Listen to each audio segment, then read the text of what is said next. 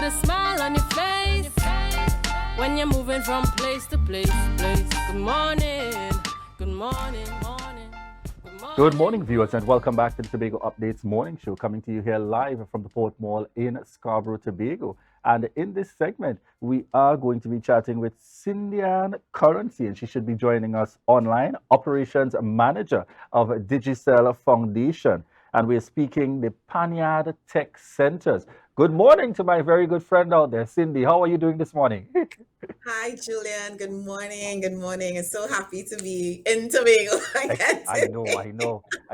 But don't worry, we know that the virtual is usually followed by an in person. So we look forward to that I'll follow be up. there tomorrow. We want to get the conversation started before we even go into the extended deadline. You'd have done some work specifically with a Tobago Panthers, a very impressive initiative. Give us enlighten us a little bit about that and the support of the Digicel Foundation. Okay, so when we started our digital citizenship program back in 2017, it started to kind of change and transform into what else can we do. And coming out of COVID, we looked at trying to equip spaces, community spaces, with computer labs that students within those communities can then have access to free internet, to a proper device, because we realized coming out of COVID, you may have had a device at home, but it might be a cell phone. It might be somebody else's cell phone. And so we looked at communities that had spaces that we could develop these computer labs in. And last year, we received an application from Tobago Panthers, and they wanted to do a lab in their panyard. And we thought that was kind of unusual. So, of course, did the site visit, met with the team, realized they have a beautiful space. They identified that they had this additional area within the panyard that they can transform into a computer lab. And that's really how the partnership started. Getting Pancho and Bago on board then invited them to launch the initiative. And the president at the time, she talked about how it was more than just a panyard, and she referred to it as a center of excellence. And that for us is what then made us think, so why not do a panyard edition to our Thai centers for this year, which our year started in April. And so we came into the brand new year thinking about, let's reach out to panyards for them to apply for this funding to develop these spaces. And then lo and behold, World Steel Pan Day Yes. was announced. And so it just fit lovely into what we wanted to do. And so we launched the initiative on World Steel Pan Day in collaboration with Pancho and Bago.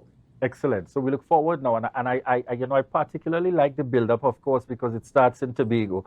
But tell us now about the national initiative as we speak to Panyard Tech Centers and that outreach, as you said, to really bring that unique combination in terms of introducing technology in the Panyard so that additional support is given, to that space of excellence as described by Pan from Bago President Beverly Ramsey Moore. So what we realized in working with the Tobago Panthers is that a lot of panyards, and we've worked with panyards before, we've worked with other steel bands doing different things, whether it's a homework center, etc.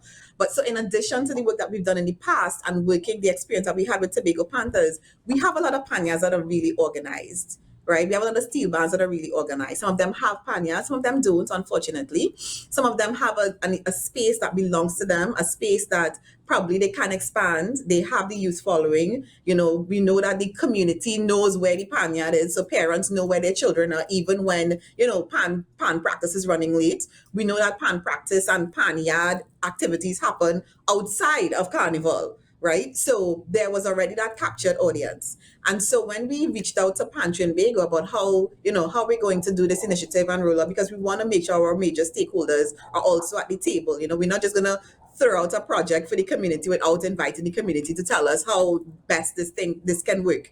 Pancho and Bago, then, the executive, they identified 4 steel bands that we can roll this initiative out into.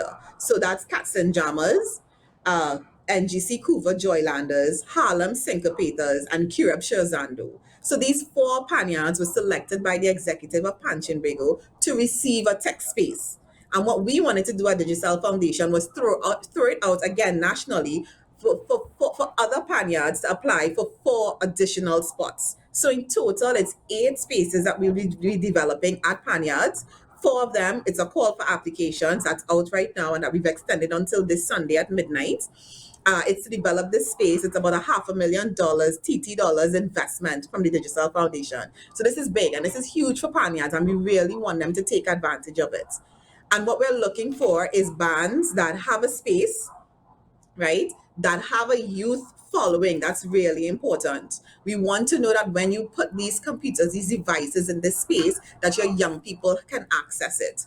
We want to know that you have volunteers, you have some kind of program, some kind of support, which is something we got from the Tobago Panthers because they partnered with the Division of Community Development. I think their youth development officer is the person that has helped the Panyard and the community develop the correct kind of program so that the volunteers can follow through to support the students. Right? They're not just coming to play games. They're also coming to get help with homework, and they have an entire system there that's supposed to be working really well. So we want the other groups that are applying to have those things in mind. So you want to have a space, you want to have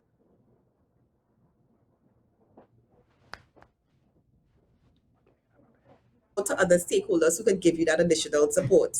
We've seen it. I mean, after school programs, it's not a new concept. Some Panyards are already doing this, and we just want to be able to give this additional boost to you to make your space into a center of excellence. All right, certainly. And you're just hearing the story of it. So we want persons to know clearly the opportunity is still open there for 4 more Panyards. You've heard an idea. Tell us a little bit about the application process. How do these Panyards apply? I know you gave an idea of what is required, but how do they actually apply in order to be considered? It's an online application process. So you visit our Facebook and Instagram pages. It's at Digicel Foundation TT. You'll see the link in the bio to access and every day we post and we send it out. So it's there for you to go in and send in an application form. In the application form, it also gives you those additional details that I outlined before. Make sure you have a space. We want to make sure the space can hold about 3 to 5 computers with the furniture. If we need to put in air conditioning units, we'll do that. We'll do some minor upgrades to make it comfortable, and we'll also include furniture. Right, so the online application, it's on our social media pages. We want the bands to be registered bands, right? So they must be. I'm guessing. Well, Tobago is an entity, right? They are a force. So I know that these steel bands, they have that registration to prove that they are part of the paternity. And we're not giving the cash to the groups. We will be the ones purchasing the machines, putting them in, visiting your space, working with you in terms of what you want it to look like and feel like, and we will implement the centers at the space for you. So it's really, really simple. We're closing off applications on Sunday at midnight. And midnight, that form will no longer be available. From 1 a.m. on Monday morning, it's no longer going to be available. And then we're going to go through our selection committee to select the next 4 that will receive this technology and education center. All right, certainly. And we're looking forward to the rollout of this initiative within the coming months following the deadline. Yes. So what we will do is that once we start launching them, we always invite the media to come to the community. And that's really important. That's a real key part of any community project. Getting our major stakeholders, especially the media, to come to the community to see what they've done, to hear from them, to talk to their young people, to see how this will in fact impact their lives. And what we like to do as well is do a follow-up. So yes, we're coming when it's time to cut the ribbon and everything is pretty and nice and shiny. But let's check back in 6 months to see how it's going. How is the program running? How are the participants feeling? Are they growing? Do they feel it? So we really want to encourage you guys to come out when we send out that invitation to attend. And yeah, I see you're showing us the launch for Panthers. Yeah, it was really something. It gave us all goosebumps. It was really, really something special working with this team in Golden Lane. Well, I definitely wanted, as per usual, take the opportunity to send our commendations to the Digicel Foundation. And you see how great a partnership can be in Tobago here. And I'm glad you made the reference, the combination between the Digicel Foundation, the Tobago Panthers, and NGO operating, and the connection with the Department of Youth Development and the Division of Community Development, Youth Development and Sport in the Tobago House of Assembly, working together to really provide that level of support. Because, for very long years ago, the Panyard would have been known as a space where you're not as comfortable, that it is too safe to operate in. So it's good that we're adding more than just music and extending that experience for the greater incorporation of technology. Before we end this morning, anything else you'd like to share with our viewers and listeners, Cindy? Yeah, I think it's really important just to kind of add to what you said about that stakeholder engagement and that partnership. Partnership is key.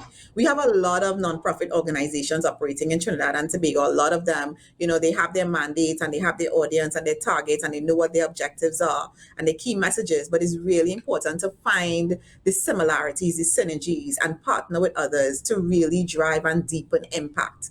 Impact is what we're looking for. Corporates can only do this much. We will provide the funding. It's important for us to have those outputs and the numbers as well. But impact is what will really transform our communities. And that's what we're about at the Digicel Foundation. We want to be a part of that community transformation for Trinidad and Tobago. So I really want to applaud all of those who've already applied.